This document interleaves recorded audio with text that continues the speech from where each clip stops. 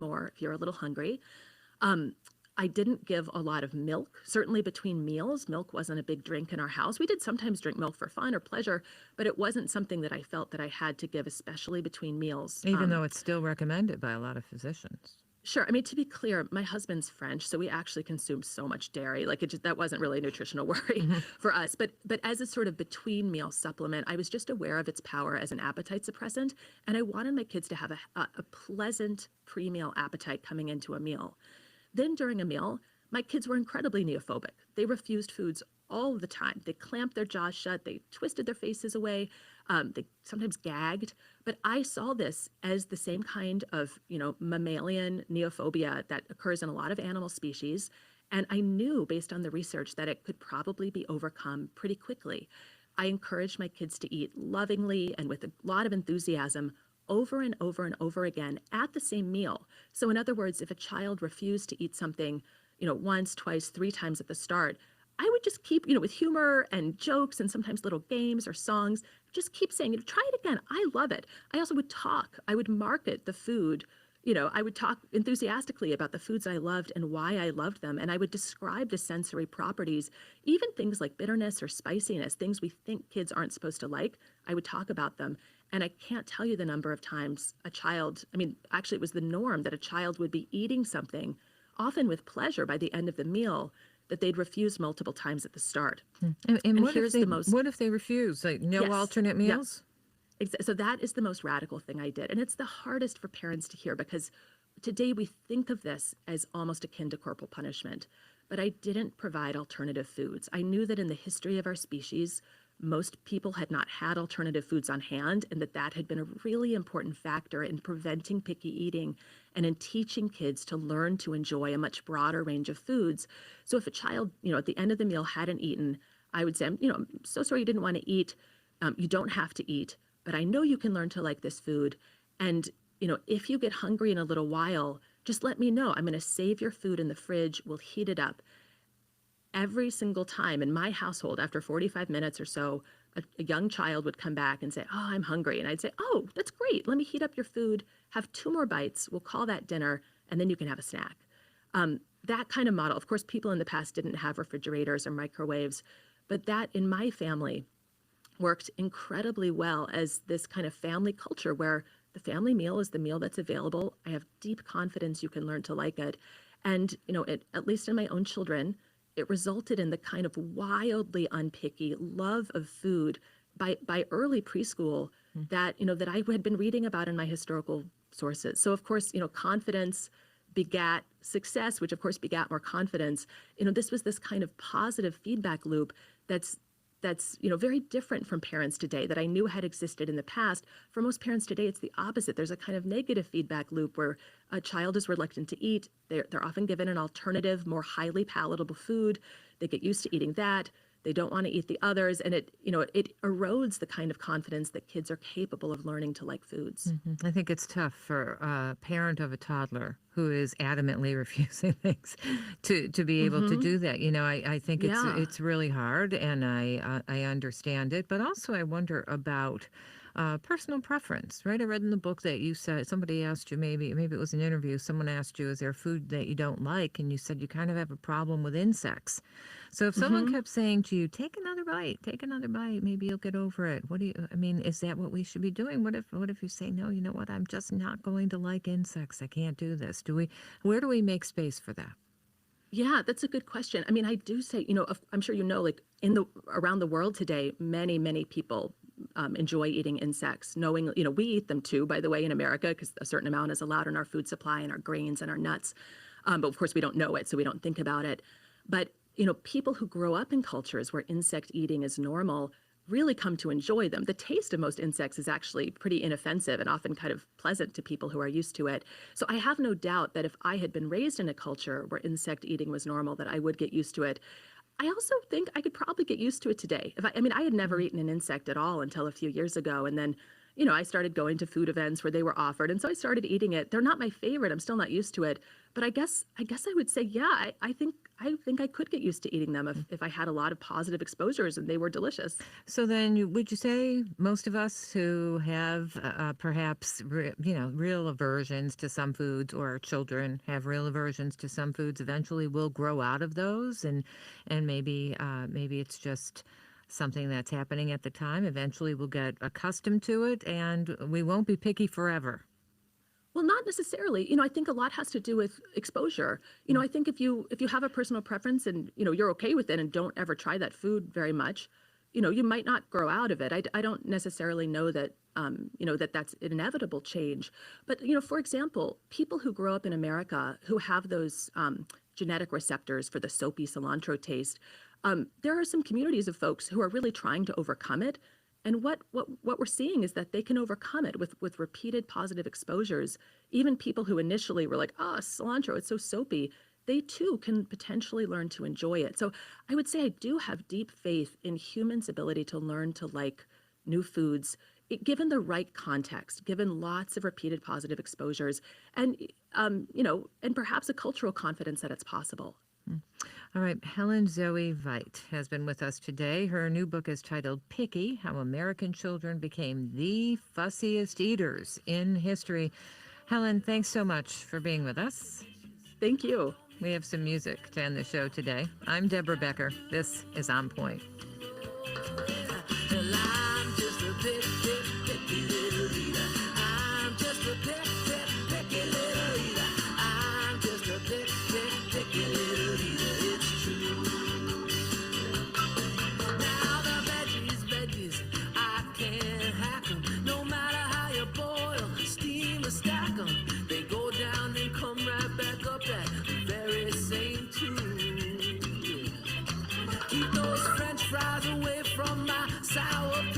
My chips should never touch a pumpernickel. Food should never rub elbows and flavors should never mingle. No, no. Yeah, I'm just a picky little eater. I'm just a picky little eater. I'm just a picky little eater. It's true. On Point is a production of WBUR Boston and is distributed by APM, American Public Media.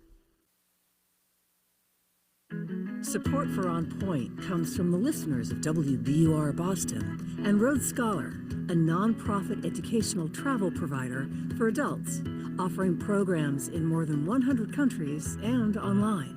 Learn more at roadscholar.org/learning. And the Marotra Institute at Boston University, hosting the Is Business Broken podcast, featuring conversations with academics, industry leaders, and politicians. More at ibms.bu.edu.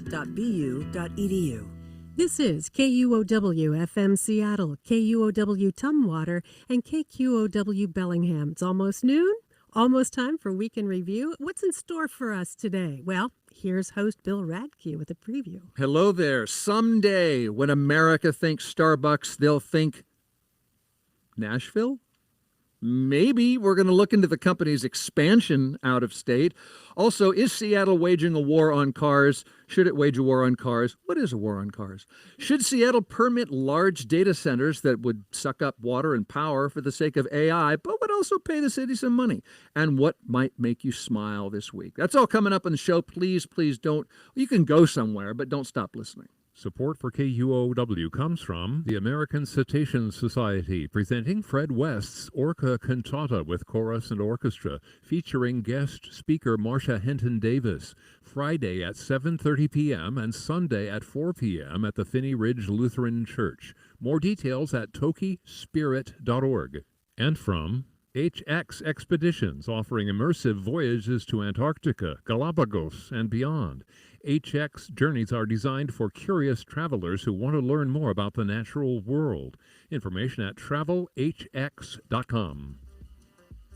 The KUOW app keeps you informed, keeps you connected, and entertained on the go. You can keep up with the latest local news and never miss an episode of your favorite KUOW podcasts. And while you're at it, try our new games, including the Daily News Word. Download the KUOW app today. It's available on iOS or Android.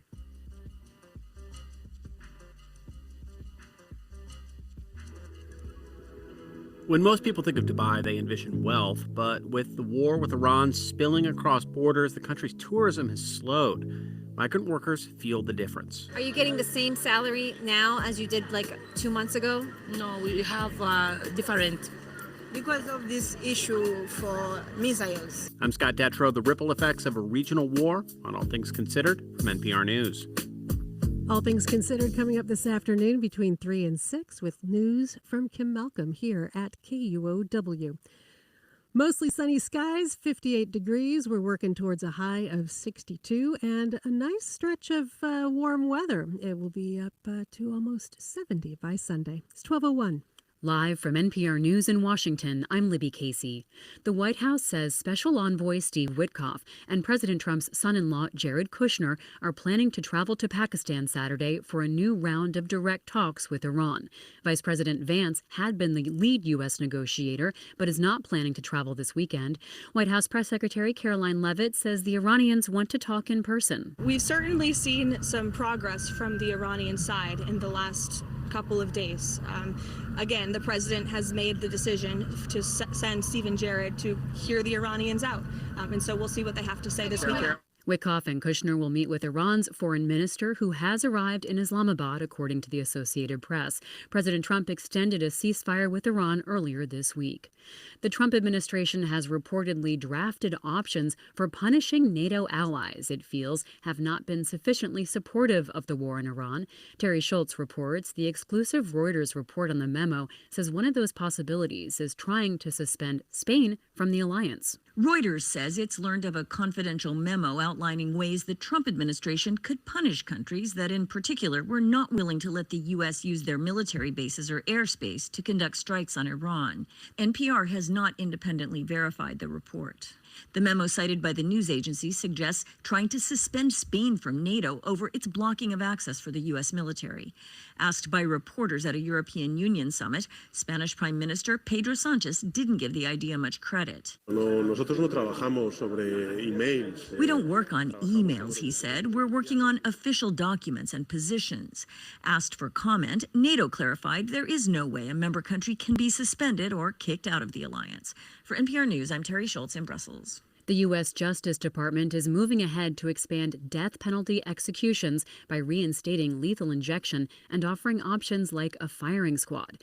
NPR's Jacqueline Diaz has more. The Federal Bureau of Prisons is being directed to also consider electrocution and lethal gas as methods of execution. The DOJ announced these and other changes that officials say are meant to strengthen the federal death penalty and to speed the process up. Acting Attorney General Todd Blanche has already authorized prosecutors to seek death sentences for 9 people. The Biden administration put a pause on federal executions during his time in office, but Trump ran on a promise to restart the death penalty for federal offenses. The DOJ plans to make other policy and rule changes in the coming months that the agency says will further streamline the process for seeking death sentences.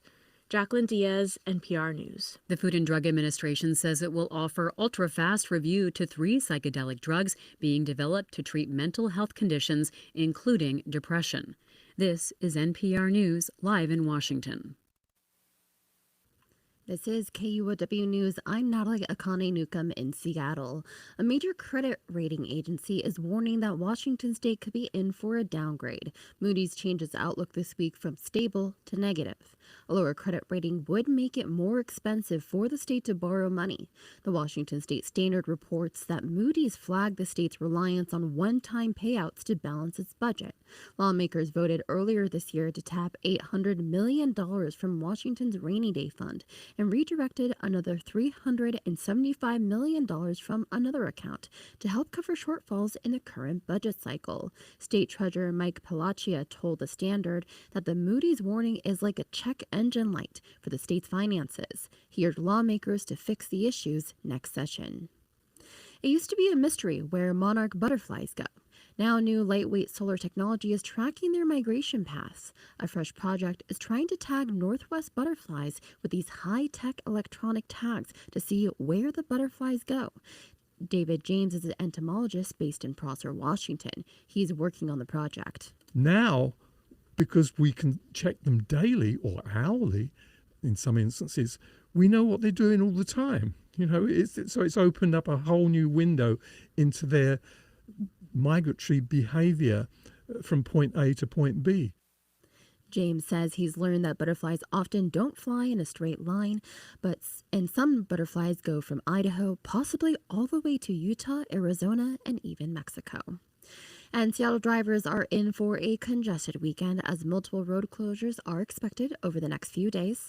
Southbound I-405 through Renton will shut down late tonight through early Monday for paving and drainage work tied to the widening project. At the same time, eastbound State Route 18 between Issaquah and Snoqualmie is closed overnight for interchange improvements.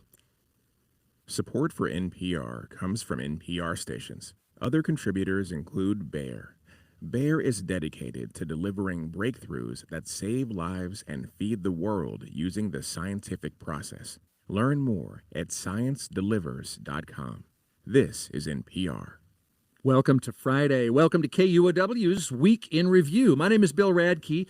I hope you'll go socialize tonight or this weekend, maybe go to a dinner party or something, a picnic. And if you do, somebody might say, how was your week? And I know you don't want to just come up empty-handed. You want to have something to say. I feel like if you listen to Week in Review, you can name check things that happened this week and you can say informed things about them because you're about to listen to a show where we invite people on the panel to discuss what happened the last 7 days or so and what it means.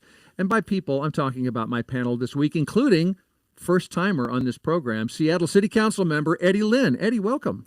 Thank you so much. Longtime listener, huge fan. Why is District 2 the best district in Seattle? I'd say just the people, the diversity, the resilience of our community, and we are the most diverse, and just the culture. Remind our listeners, who is District 2? District 2 is from the Chinatown International District through Beacon Hill, Mount Baker, down to Rainier Beach area. Yeah. Well, thank you for coming. Good to have you on the show. We also have host, writer, and producer Angela Poe Russell. Welcome back. Thank you for having me. Yeah, it's good to see you. Yes. We've been talking about your theater work. Do you talk about that publicly, or is that Yes, I love talking about it. Yeah, Yes, I love talking about it. New show coming out. I know, Aviatrix. I didn't even list your host, writer, and producer. Also, writer of musicals. Playwright. Yes. Yeah, playwright. And I enjoyed it the first time around, and I'm looking forward to coming back. Thank you. Public theater. Political analyst and contributing columnist Joni Balter. Always good to see you. Thank you for coming back on the show. Jolly good afternoon to all. Jolly good. Jolly good. Very nice. Yep. I'm sticking with it. Yeah, bring that little bit of holiday spirit into the spring. Yes. You can hear the show right now, but you could be watching us as well because we live stream the show on YouTube. So you're invited. We're here coming to you from Seattle, Washington, former headquarters of Boeing, and soon the former headquarters of Starbucks. Well, at least that's the speculation of an unnamed Starbucks executive quoted in the Seattle Times. Did you see that? And why would anyone think that? Well, I'll tell you, here was the Starbucks CEO, Brian Niccol, this week hanging out with the mayor and the governor. And I don't mean Wilson and Ferguson. I mean the mayor of Nashville and the governor of Tennessee. We believe by investing in this area, it really sets us up for our next leg of growth. And this is a key step forward for us in our Back to Starbucks plan. And obviously, it's a key piece of how we continue to grow our global brand. Starbucks is investing $100 million in a new corporate office in Nashville, where they will employ up to 2,000 people over the next 5 years. That's more than half the number of people who work in their headquarters building in SoDo, the one with the big green, not a mermaid, the big green siren. Yeah. There you go. I'll start with Seattle City Councilmember Eddie Lynn. Are we about to lose Starbucks? Well, I sure hope not. He talks about being back to Starbucks, and what is more Starbucks than Seattle, right? The birthplace. We are coffee culture central, right? If you want to maintain your core values and brand and identity, if you want to be a leader in the coffee space, like this should be your headquarters. Totally understand why somebody might want to have multiple headquarters, and certainly if they want to expand in the South, I understand why they would want to have a presence there. But I think the risk if you were to move is you would lose your identity and the rich connection to history here. So I think Starbucks is slowly breaking up with Seattle, and they're being a little cagey about it. And I think we should talk more about what they get out of Seattle. But in my own universe, Starbucks owes Seattle a clearer explanation of what they plan to do. And I believe we owe them a little more clear respect that we haven't shown them lately. I do wish, but I don't think it has occurred yet, that our mayor would take back, regret, apologize for her statement. Remember, it was the exact same day she became mayor-elect. She said, "I'm not buying Starbucks, and you shouldn't either." This is because of labor. Yes, the accusations of unfair labor practices. Legitimate labor issues, but as mayor, it's a different job than a protester. It's a problem. Okay, let me pause on that. What? Okay. So if you think that a company deserves to be boycotted, but then you become, when you're an outsider, then you become mayor and you take it back, doesn't that make you a sellout? No. So the day she became mayor, yes, she was mayor-elect. She was mayor-elect that exact day. It was November 13th. I don't know why I know that, but the gist of it is that this is a problem a mayor shouldn't have. A mayor shouldn't be speaking like that, I don't think, to big employers. And I do think, I wanted to go back to one thing you said, council member, is that we have to ask. We have to ask and find out, what is the value of being a company named Starbucks and being from Seattle? What is the value? Or has this company, I don't know, gone generic? Are they the next Dunkin' Donuts, which is who they want to compete with in the East and Southeast?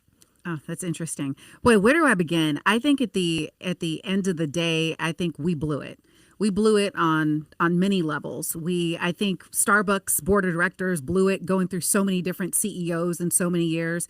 I think we blew it in terms of the culture in our city of not showing businesses that we value them. We want you here. How do we support you? How do we partner with you?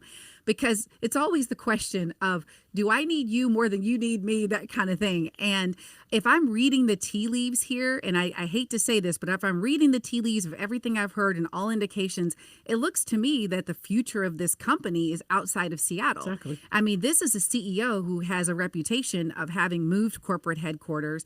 And so Chipotle is now headquartered not in Denver, but in Newport Beach, California, which was the home of their CEO, Brian Niccol. No coincidence there, I don't think. Yeah. Right? What I would have hoped for, and listen, Mayor Wilson is learning, and I think has done some really good things already. The concern about that first incident that you mentioned, Joni, was it was probably her visceral response to go out there with the people and say, yeah, let's boycott Starbucks.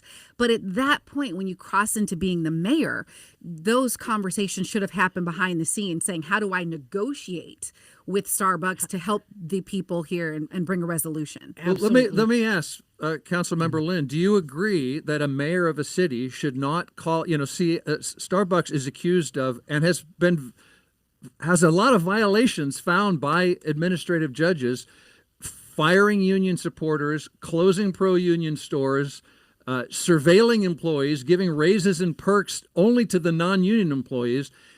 Do you agree that the mayor of a city has a responsibility to not call for the kind of boycott they were calling for a month earlier once they become mayor?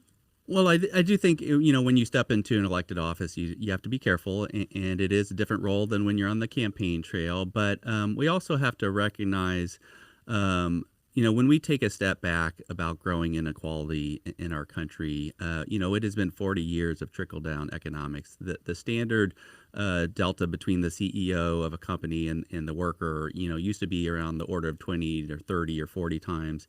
And, there was reporting about the CEO of Starbucks getting $100 million and the standard Starbucks barista getting around $15,000. And so that was one of the highest deltas of any CEO to worker pay of 6,666 times in terms of. And so, really what we need to be doing is solving this more on the national level, because we see growing wealth inequality and the impacts hit us here locally.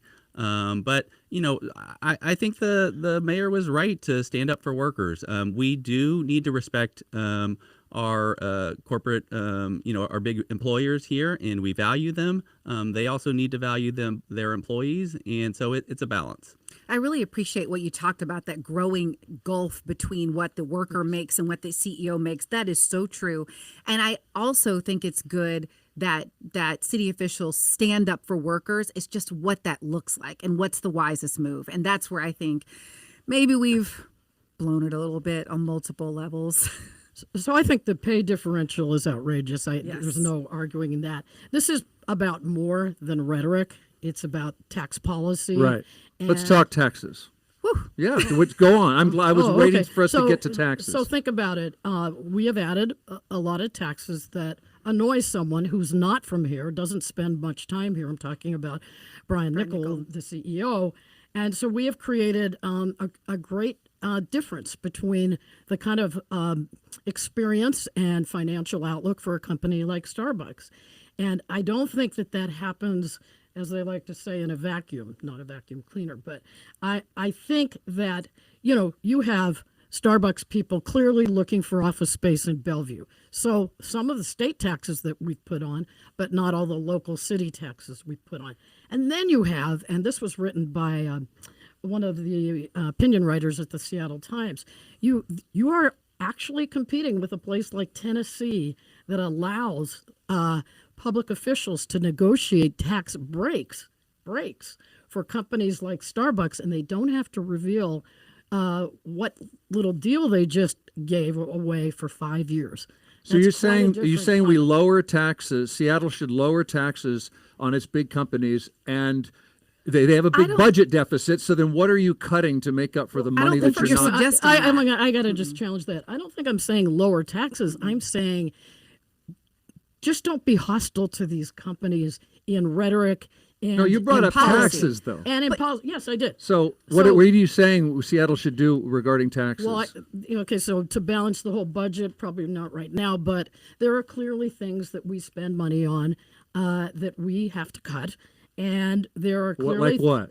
I don't have the exact answer for I you. want to jump in and have Joni's back on this, because what I hear you saying is that when you have, nothing happens in a silo. I'm a big systems thinker. So if King County decides to raise a tax, and then Seattle decides to raise a tax, and then the state decides to raise a tax, I'm saying as an elected official, you need to be mindful of the environment you are in. And so it ends up being this thing that piles on, and then there's the straw that breaks the camel's back. That's what I thought I heard you saying, was being mindful about policy. But also just think of all the revenue streams. This is a little separate and a little different, but we as a city, we as a county, we go out with levies lots. Ooh. We double our levies. We love a levy. We love the levies. We're levy lovers. Yes. We're levy lovers, But think about it. We have a lot of money coming into this city, and I just think that as you add one tax on the next, just like you said, thank you so much, Angela, that you are creating an environment that a company finally says, maybe I'll go somewhere where they don't think that they can get us to pay for each and every goodie that the city and city officials want. It can't. They're saying. Okay. Yeah, and I think certainly taxes are one of the companies take that into consideration amongst many different factors. And as I was saying earlier, one of the issues is it's certainly better to, address our tax policy at the federal level so that we're not competing, state to state, or at the state level so that we're not competing between Seattle and Bellevue. The difficult part is when our federal leaders, again, continue to cut taxes on the wealthiest, and then we see cuts to services to like Medicaid or food assistance. The impacts fall on us locally. And so as local leaders, we have to step up, and that means we have to raise the revenue somehow. And either are we going to do levies, which is a property tax? It falls on a wide spectrum. It includes businesses, homeowners, even renters as it gets passed through. Or do we tax the wealthiest? And that's what we did at the state level by passing the millionaires tax. I think the other thing that we need to be cautious about is, sometimes we do play this game of this Hunger Games of trying to compete and lower the taxes, and we saw that was not really successful with Boeing. We gave them big tax breaks; they moved anyway, and again, we saw what happened to their culture when they went away from their core product of focusing on building good planes, on having engineers lead their company, to sort of the quarterly profits model. And so, I hope Starbucks doesn't go down that path again of sort of focusing on the short-term earnings versus, their core product is their culture, it's the coffee, it is the workers as well. That experience is what makes Starbucks special, and I hope they hold on to that. So you wouldn't say Starbucks got away from its culture a long time ago? They used to sell beans in the Pike Place Market. Howard Schultz bought the thing and he took it public, and they've been answerable to shareholders for a long time.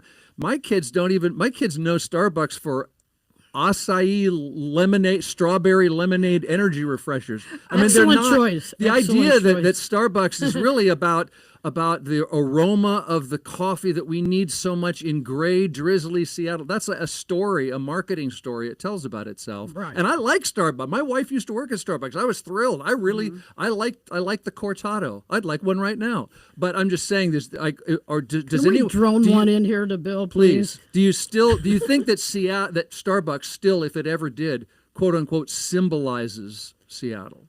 Do you think and I think they've been struggling with their identity for a long time as they've tried to go national, international, and that's what my question is. Back to Starbucks, what does that really mean? Does it mean going? And partially here we have such a rich coffee culture. We have lots of options. You go to some other places, and sometimes when I go travel, like I will go to the Starbucks because the coffee you get at the local coffee shop, you don't know what you're going to get, and it's not very good. So focusing on quality and that culture, I think they need to return back to their roots here. It has been notable. I know we need to move on, but it has been notable that this was a company known for treating its employees well, calling them partners. That's right. They had the best benefits, providing some college help and all that. Exactly. And so to see all this drama, if you will, or tension with their partners has been kind of that little canary in the coal mine of a fracture. Mm-hmm.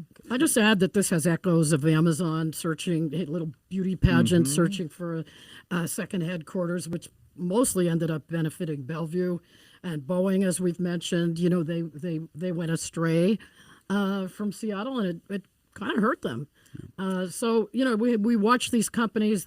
They're born here. They do well here, and then they start getting itchy. Like, what's the Southeast like? So you think they're gonna say like, you'll never find better than us? I don't know. You'll never do better. The Seattle Times quoted an anonymous Starbucks senior executive saying, we all know they're out of here eventually. I'm paraphrasing. I don't know. The governor met with this week. I also saw in the Seattle Times, met with Brian Nickel this week. Who knows? Meanwhile, hundreds of Starbucks workers have like a month to decide what they're going to do and 6 months to move if they're going to Tennessee. And we'll keep following it for you. Should we pause there? Did we about cover it for now? We got a lot to say. Well, a lot to say. Okay, more to say another time. Let's take a break, and we have more to say about just this week gone by on Week in Review, so don't go away.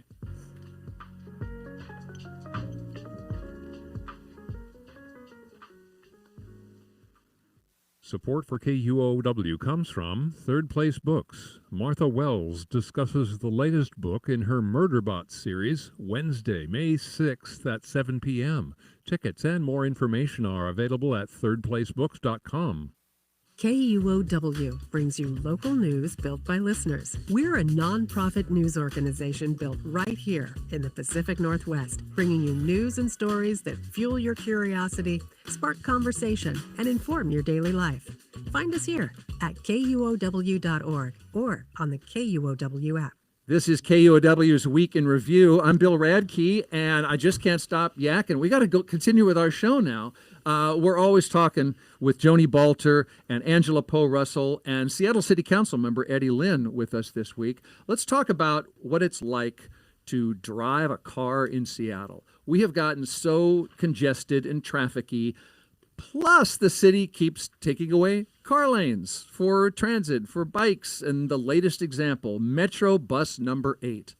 Lower Queen Anne to Mount Baker is so slow, people call it the late. They have races to see who can run faster than the bus. Now, Mayor Katie Wilson is giving the late its own lane on Denny Way between Seattle Center and I-5, which should make the bus go faster and should make the cars go slower. Here's reporter Anna Boyko-Wyrock. I'm at a bus stop on Denny Way and Fairview Avenue North, and the 8 is supposed to come right now, but it didn't. Paul Martin was waiting too. He's got a weekly appointment in South Lake Union. I do a lot of cycling these days, so most of my commutes are cycling, but for an appointment, it's nice not to show up in bike clothes. Have you ever been late for your appointment? I have. Thankfully, not very frequently. Because he plans ahead. Okay, so right now, the bus is 3 minutes late. Are you in a rush to go anywhere? Well, I have enough buffer in the schedule that I should be all right. As long as the bus comes in the next 10 minutes. Transportation officials are trying to make traffic flow through this area better for everyone. Eventually, the lane in front of us will be bus only, and cars will have an easier path to I-5. City officials say that will make the 8 faster and more reliable. But those changes won't come until August, after a construction pause for the World Cup. And right now, I'm late for my deadline.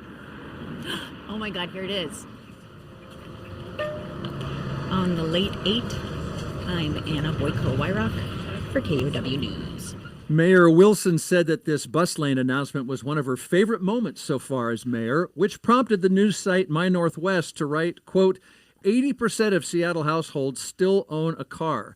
The policy is being designed by the 20% who don't and imposed on everyone else. Denny Way carries people who pay Seattle taxes and still need their cars because their lives don't fit neatly on a bus map, and thousands who drive in from suburbs who don't vote on Seattle transportation policy. They just live with the consequences. And the writer went on to say, maybe we should just admit there really is a war on cars. Should there be a war on cars in Seattle? I think that this is an example of a battle on cars, not a full war. And Okay. you have to A be skirmish. careful how you describe things that are in the war Yeah. family or neighborhood. Yeah. Okay, no surprise here. Our mayor has never owned a car. No surprise. She was the head of the transit union. And I'd be interested to hear what everyone else has to say, I don't believe the math actually supports the action she's taking. And what I mean by math all came from the website that you're referring to, Bill.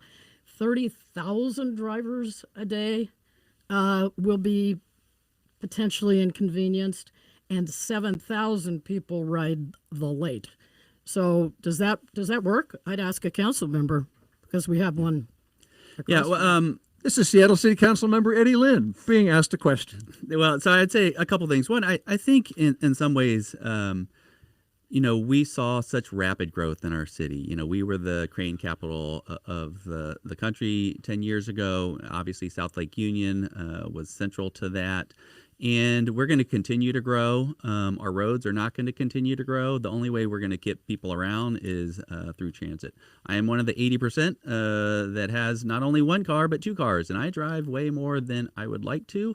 And one of the reasons I drive so much is because if I need to get somewhere and it's going to take too long for me to get there by bus or light rail, I'm going to drive. And so we need to make transit safe, reliable, and fast so it can compete. And so I support anything we can do to make sure that we are transitioning to make it as easy and pleasant to take transit as it is to drive. So in this example, council member, do you think that a bus lane, because isn't Denny Way only 2 lanes each direction? So making a bus lane, do you think it will slow you? So now imagine you driving to get where you need to go fast, as you said. Will it slow you down, and are you okay with that because you're pro-transit? It will most likely slow drivers down, at least in the short term. But as we, long term, what we need to do is when we get people out of their cars into transit, that actually makes that space available for everybody. Now, But there what is a if you don't- transition period. But what if you don't want to go onto some people, I'm not going to take a bus. Even if you make it faster, at this point, I'm not going to take one because sometimes where I'm stopping, it's not safe, especially in this culture right now where there seems to be a move towards allowing folks to go to rehab before we offer any penalties. So therefore, you're going to see, trust me, I've been hanging out in the U District a lot more lately, and I have seen some things that have made me think, what was the city thinking here? They put up bike lanes in one spot in front of apartment buildings where if you have any kind of disability, there's nowhere to pull up and drop that person off in a car. I've heard from small businesses that say, I have like a hair salon. They're like, I have people who have disabilities and they need to be dropped off. There's no place for them to go. So I like the idea, especially in some European cities where a lot of people use public transit and it's effective and it works. And at the same time, you have to consider other people who, no matter what you do, cannot take a bus. It won't take a bus because it just doesn't work. Well, a couple things. One is a lot of people don't have any choice. They don't have the resources to have a car and no other option but public transit. So we need to, and oftentimes those are our lower income neighbors. I mean, now there are certainly some people that for many reasons, transit is not accessible or possible, and we need to improve that. I also think that, again, there are these short-term impacts. When we do a road project, construction, there's a short-term impact, but long-term, there's improvement. And so even if you're not taking the bus, if your neighbor and a bunch of your neighbors are taking that bus, that actually opens up the road for you more. Now, I know that we're talking about the math here on this particular lane, but sort of long term, there's no way if we got rid of trains and buses and everybody started driving for every single trip, let me tell you, the roads would be way more congested than they are now. But that's kind of the point here. We have invested heavily. This region, people have put up a lot of their own money to have sound transit now crossing the lake. We do have a lot of options. We do provide that, and we're heavily invested in buses, which was a good decision also. But I do think that, as you're saying there, Angela, I think that we should really be mindful of who all accesses Seattle.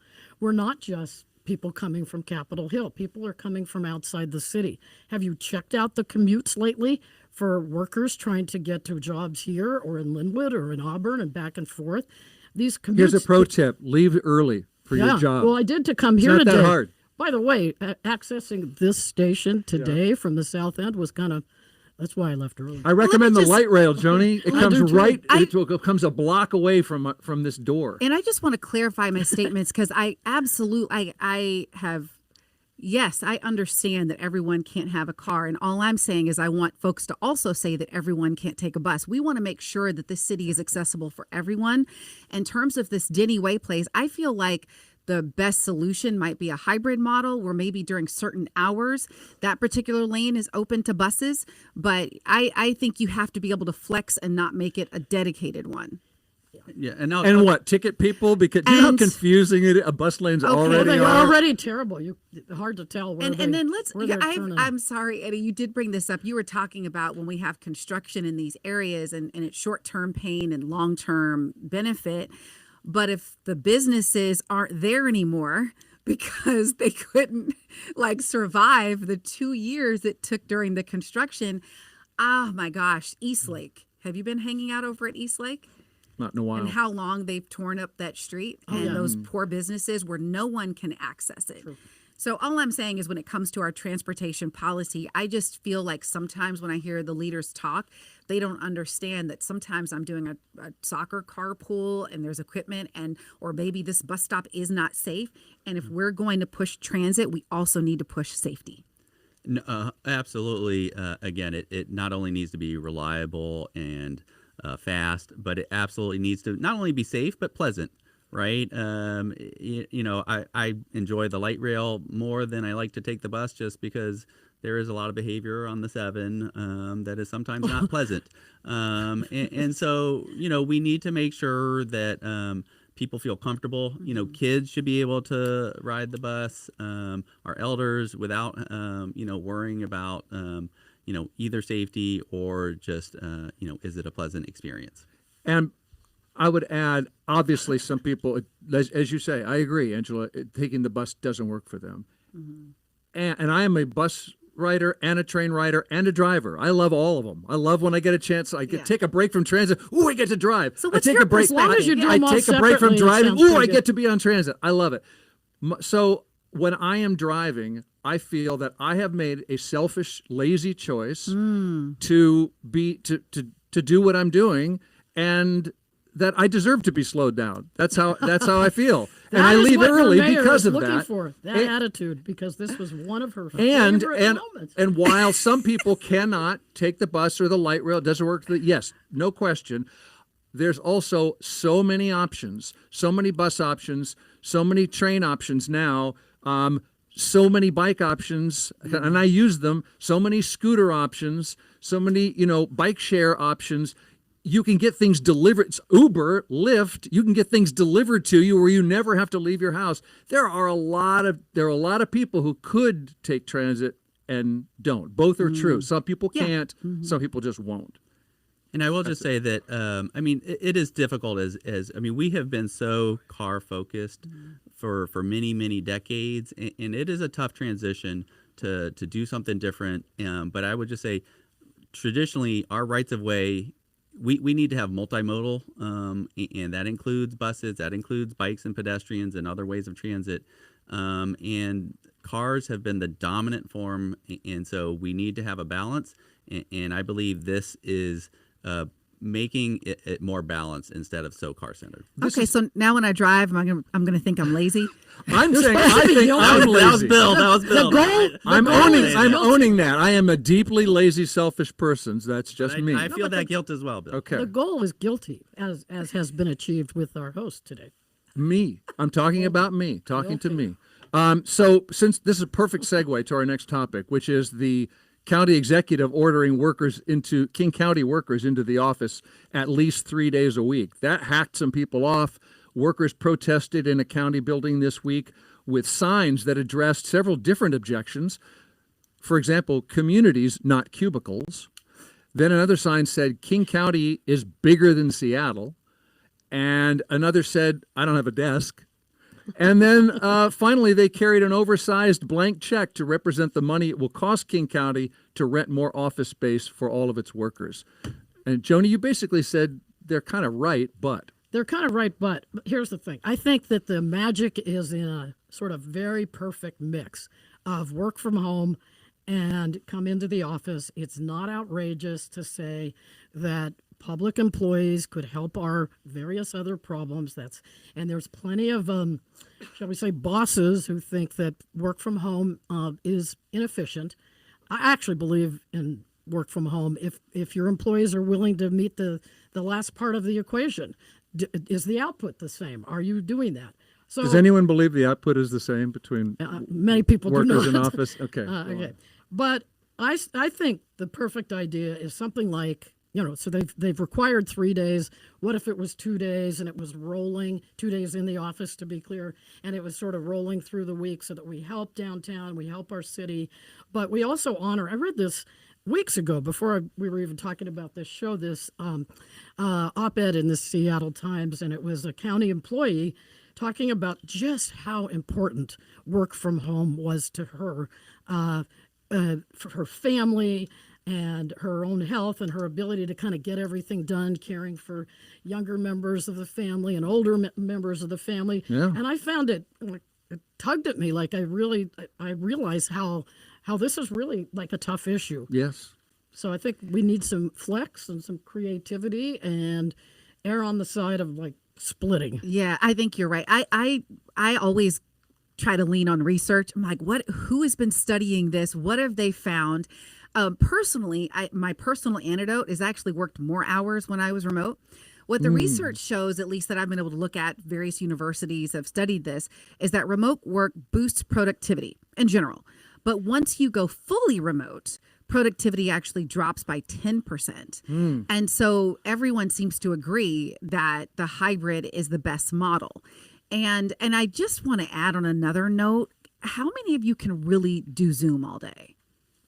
I mean, I seriously, I don't even understand. I mean, I'm looking at the screen and I'm like, I want to go to sleep. Like this is not. Yeah. What are your thoughts? I mean, I think relatable. So hybrid, that's where I'm at. I think it needs to be hybrid. I think if you want to build community, you need to kind of see a face, not look at a screen, and maybe have flexible days when you go in. Well, the county is saying 3 days a week. Right. So, but Yeah, yes. well, and I think you can't have it's not a one size fits all. I remember working at the city attorney's office. I was 5 days a week and coming in, and it was fine. That was sort of the standard. This was before COVID, and then COVID, we were fully remote. And then we did hybrid, and I remember really appreciating the hybrid option. It was sort of lonely just working at home and never seeing your colleagues, never having that collaboration. And now, working at city council, I'm in 5 days a week, but that's just the job, right? And I need to see people face to face. So I think it really, it depends on the role. I also think you need to have robust accommodations for people that, whether it's they have some childcare, they have other things that are going on, as long as they can continue to do their job. And so I think that's part of the issue here is this feeling that it's a one size fits all and not dependent on either the employee or the role. I also think there were specific issues here where people don't have a desk, and asking somebody to come back. No, you can't. And of course we want to get people downtown. But forcing employees who if it's not if they're not gonna spend downtown anyway, and we were just talking about traffic, it has to be for the right reasons. And again, I think there needs to be some flexibility and just engagement with those employees. So I wrote about this conflict between return to office and work from home for Bloomberg Opinion a couple of times, and I remember interviewing this guy at Microsoft who was agreeing with what you said, that workers become really, really productive because they're trying to prove, can I please keep this gig? Right. And but I think that the companies know, company like that, who's calculating everything about human resources right now, they know where the cutoff point is, where productivity is really high and then it kind of dips. Mm-hmm. And so, they have to work this out with their employees. But, this is, in the office, everybody had a boss or a coworker who would come over, sit down on your desk, and your heart would sink. Absolutely sink, because you don't have the 45 minutes that's going to take. Yeah. You almost want to call your own phone. You almost want to goodness. call your own phone to get... Oh my goodness. That's true. Seriously. Yeah, you nailed it. It's like the distractions. I feel like we just re-traumatized Angela. Or you're remembering, you're having all memories. my coworkers, but yeah, sometimes if you're trying to lock in and you're in a desk environment, and you can't always control. Yeah. Okay. I think part of the question is this a productivity thing, right? Is that the reason, or is it a downtown thing? It's probably both. It's clearly both. It's definitely about downtown. They've all said that. They've all explained that. Right. And productivity is just this. Some bosses know or have a hunch that some people are kind of not doing anything on Friday or Thursday or all the other days of the week. Yeah. Right. Yeah. And then I guess can you sort of address that behavior? Like, is it better to bring that person in, or do you say, hey, wait a second, you're not working? Schedule 4 Zoom meetings on Friday. You got it. Right. Okay, finally, before we take a break, I feel like we're also on, especially when it comes to workers who are being paid by the taxpayer, this question of worker efficiency segues us to the topic of another King County agency getting audited and found to be wasteful. And this one's the King County Regional Homelessness Authority. Formed like 5 years ago so that the whole county could share the cost of dealing with homelessness, not just Seattle's problem. This week, auditors said that lax oversight and a complicated funding model led to the agency losing track of at least $8 million. Seattle City Councilmember Eddie Lynn, I keep going to you first. Should this agency be dissolved? I'm going to pivot a little bit. Whoa, and we do yes and no's here. I'm just but saying. I will say there was a lot of questions before this audit. Obviously, the audit is not very flattering. And I think that's why you see people reacting so quickly, was because there was and this seems to be potentially the straw that breaks the camel's back, just sort of the thing that pushes it over. But I think the bigger issue here is not necessarily, the accounting is serious, But were we making progress on homelessness? And we were not. Let's be honest, right? 100% no. And so what I think we need to take a more hands-on approach as the city and the county as well. We need to take more ownership of this issue. And, what the mayor's office is doing, in the past, what we did is we basically outsourced this. We outsourced this to our nonprofits and said, we're going to give you some funding, you deal with this. We outsourced it to this King County Regional Homeless Authority. And there was good intentions behind this regional approach, right? We do need a regional approach. It's a regional issue. But things like citing a tiny home village, things like the permitting, things like creating a public safety plan, that requires us to be more proactive and hands-on, and that's what I'm hoping the mayor's office, that's what I hear from them that they're doing. They were already doing this push outside of the KCRHA, and that's because the KCRHA didn't have these tools at their disposal. A lot of this was we did not give them the tools or powers to really address this. And so I do think, I think we probably need to take back at least a significant body of this work. I do think there's a question about what their role is going forward. But again, I think we need to lean into this and to get better results. Before the audit, if you polled 20 local government officials and said, he knows what I'm going to say, and said, how about it? Should we get rid of the King County Regional Homelessness Authority? Half to 2/3, only privately, would say absolutely.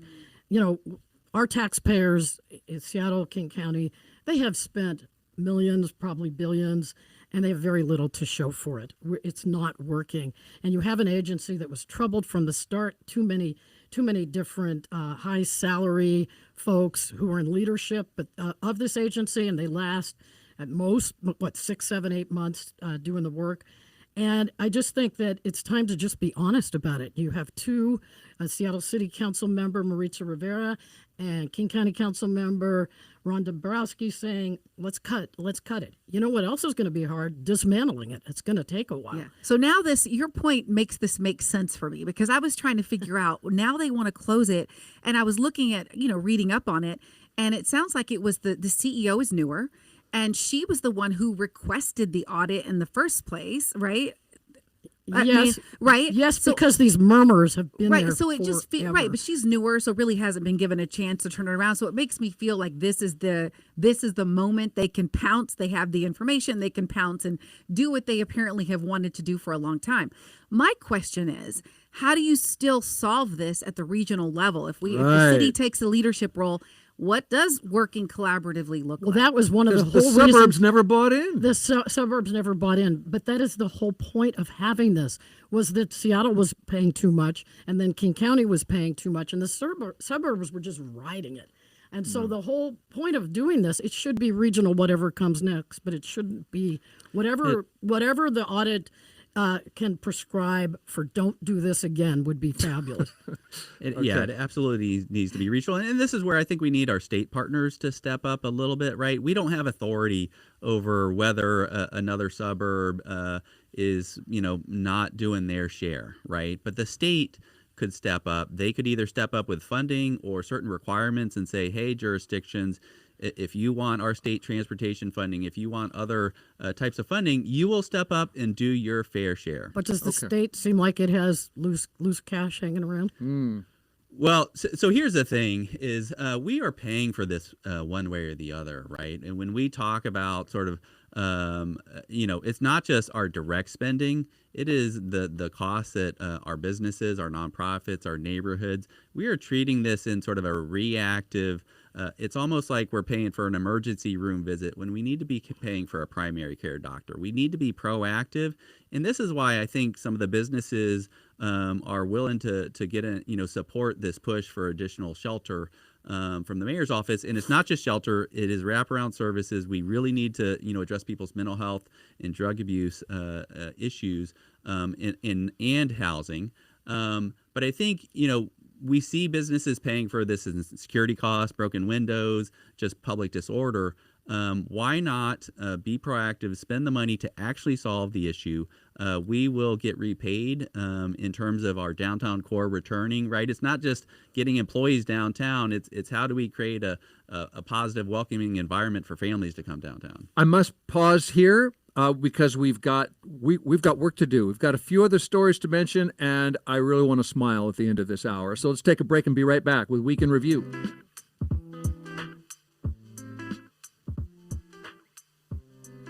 Support for KUOW comes from UW Medicine, where the same doctors caring for patients are also helping to advance medical research and teaching the next generation of physicians. More at uwmedicine.org.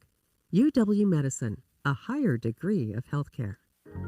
Did you know that there are other ways to support KUOW? You can donate a vehicle, make a gift from your IRA, or leave a legacy gift by naming KUOW in your will, or make KUOW a beneficiary of your IRA, insurance, or trusts. Learn more about all the ways to support KUOW at kuow.org/support. You are with Week in Review. You're with Seattle City Councilmember Eddie Lynn of District 2. You're with host, writer, producer Angela Poe Russell, political analyst and contributing columnist Joni Balter. I'm Bill Radke, and the dang show's almost over. So a few more stories to mention this week, and maybe get a quick reaction. The Seattle Times reported several companies have approached City Light about building up to 5 big AI computing facilities that would, of course, eat a lot of electricity and drink a lot of water. Councilmember Lynn, I think you got some emails about this. Any around the horn, big data centers in Seattle, should it happen, will it happen? So I believe that the mayor, Councilmember Eddie Lynn, and the Seattle Times editorial page are all correct. The moratorium is the best idea. And the reason is, look, we have weather changing before our eyes. We have affordability as a dominant concern for everyone. If you have all of these, they're just big energy hogging gorillas, basically, pulling off of our energy, then ratepayers, that's the next thing that's going to happen. They're going to be in competition for that power. A finite product, it's going to just be higher rates. But then who can tell me if they're not here, then they go where? Well, I mean, we have water running down our mountains.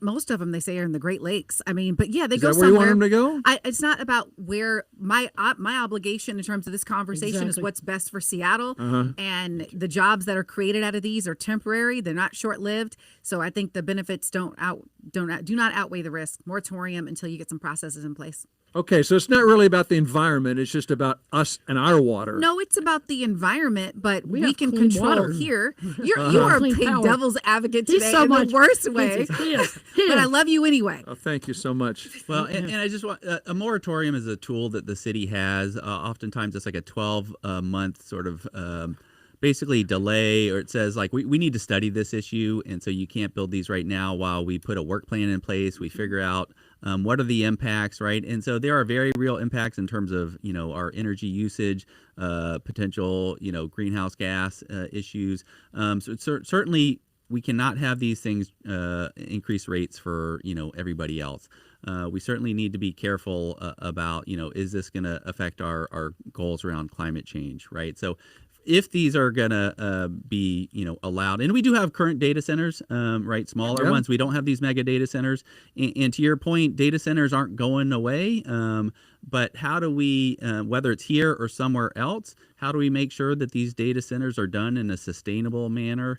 In a way that is not driving up electricity rates for everybody else? I do think there's a reason why they want to locate here, and partially because they want to be near the big tech companies, right? And there's issues with data latency, right? And so we also just need to be mindful that our big tech companies, again, they need these. Where are they going to go, and how do we put make them sure... in Tennessee, powered by coal and nuclear power? And Starbucks grounds. And Starbucks, yeah, right next to the Starbucks in their new... With a coffee in your hand. There you go. Okay, a few more items this week to mention. A Seattle group wants a judge to make it clear if a beach is marked clothing required, you can still be topless, just not bottomless. The beach at Denny Blaine Park has a clothing required section because the judge ruled that nudity was leading to lewd behavior. So now there are private security guards there who call the cops on topless women or people with boobs. And this group, Friends of Denny Blaine, says being topless is not the same as being nude, and it's not illegal, and the city needs to change its signs to spell out which clothes are required where. I don't know what they would say, pants required or something like that. Anyway, any reaction? Fun sign. I support the nude beach. I've said that for many times. And I'm glad to hear they're working through these fine details. They should fine-tune the rules. There sounds like there's plenty of security there. Make it work. And since there's so much security there, I would like to say we need police way, way more at the corner of 12th and Jackson. Okay. Let them be topless then. Yeah, Joni says. I actually hung out there to do some research once. Well, that's what they all say, right? Okay, we're just going to move on. Yeah, she's being, what'd you say? Challenging. I think the protector wall they put in place helps. If people stay beyond that, it's fine. I do think cracking down on the lewd behavior is the issue. Yeah. But for me, if that's been the spot and they got this protective wall, I'm good with it. Topless, okay. Should be okay? Or is that lewd? What about topless? I mean, if that has been the case there. Yeah, I mean, so it's fine. Okay. My issue, because now they have the little privacy wall. I think it's fine. Very good. Yes. Okay. And as much as I would love to chime in into this topic, I think there's a current lawsuit, and so that's so wise. I've been told Yep. to stay Well quiet done. as a city official. That makes Who told me you that? feel good that you restrained yourself in that way. Restraint is good. But I believe the city is engaging with folks, and hopefully we can get a good result. Other items, Washington's U.S. senators warned the U.S. Postal Service this week that it could be breaking the law if it complies with President Trump's executive order on mail-in ballots. Trump told the post office to only deliver ballots to people who are on federal voting lists. But the federal government doesn't manage the voter rolls. The states do, and Washington has been voting by mail for decades. I think this is one of the most outrageous things going on right now. Washington and Oregon were among the first states. Oregon was the first state to do all vote by mail. I did know that the sort of goofy Washington state rule that says that ballots can be postmarked on that day, not received by, was going to be trouble, and it's trouble. But, I'm so against the idea of limiting mail voting. Yeah, We do it well. I think about that saying for the post office, like through rain, snow, sleet, or hail. They can weather all that for their jobs, but can you weather President Trump and this policy? So that's the real test. Right, exactly. And it's just so frustrating to see these ongoing attacks against our democracy, against voter disenfranchisement. This is one of the most easy, accessible secure ways to vote. And so these ongoing attacks, we need to stand up for our vote by mail by any means that we can. And I hope we prevail.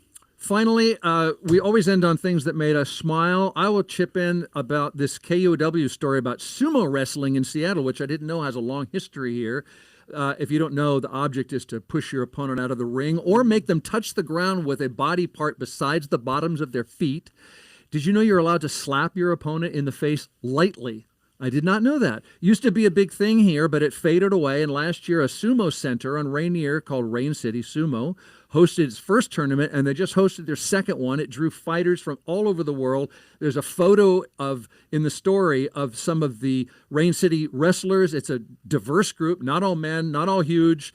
One wrestler says, I didn't think we could do sumo. I didn't want to disrespect the Japanese culture. So when I knew we could do it amateurly, I'm like, oh my God, sign me up. My colleague Brooklyn Jamerson Flowers did the story. The photos are great. It's part of a KUOW newsletter of positive stories called The Rain Shadow, which I think is a good idea, and you can find it at KUOW.org. Sumo wrestling in Seattle. Awesome. I'm smiling at Stellar Blue Jays are back in my neighborhood in South Seattle. I wondered about it, honestly, because like many neighborhoods, crows are very dominant. Now these are cousins, crows and Stellar's Blue Jays. Crows eat the Blue Jays' eggs, but they're back. And it just makes me smile. Hanging on. Awesome. What made me smile this week, an example of community in a world of mobile orders and DoorDash and Uber Eats. I went to the coffee shop near here, the George, and I walked in, and the person who worked there remembered me and remembered the thing that I like to have in my drink. And it felt very analog and very just, yeah, it felt nice to be seen, right? So human. Yes. That's kind of why I dug the sumo thing. Anything that's human and in real life is beautiful.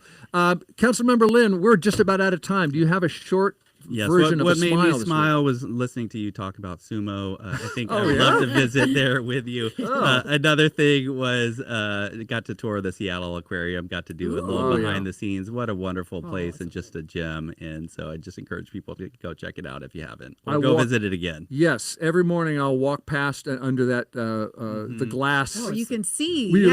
People, tourists are there with me. It's in real life.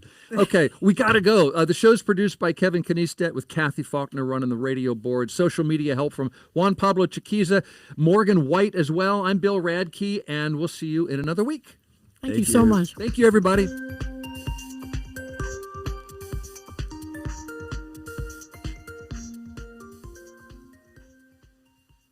This is KUOW FM Seattle,